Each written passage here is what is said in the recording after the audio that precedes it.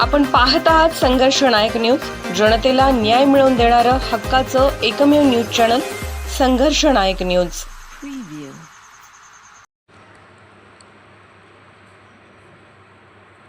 आप्पासाहेब पाटील यांची तडकाफडकी बदली करा, महाराष्ट्र रिपब्लिकन पक्षाची मागणी। गेली 20 वर्ष जिल्हाधिकाऱ्यांमध्ये स्थान मांडून बसणाऱ्या आप्पासाहेब पाटील जिल्हाधिकाऱ्यांच्या पर्सनल पीए आपल्या पदाचा गैरवापर करत असून जिल्हाधिकारी कार्यालयातील सर्व अधिकारी व कर्मचारी यांच्यावरती आपल्या पदाचा गैरवापर करीत आहे।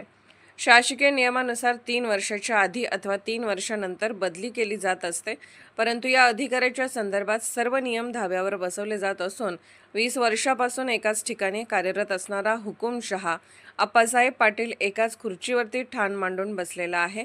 या अधिकाऱ्याची एका ठिकाणाहून दुसऱ्या ठिकाणी बदली करा, अन्यथा जिल्हाधिकारी कार्यालयासमोर नाईलाजाने उपोषणास बसावे लागेल, असा इशारा महाराष्ट्र रिपब्लिकन पक्षाचे सांगली जिल्हा संपर्क प्रमुख तथा माजी सैनिक कुमार गोविंद कांबळे माहिती अधिकार कार्यकर्ता यांनी इशारा दिला आहे।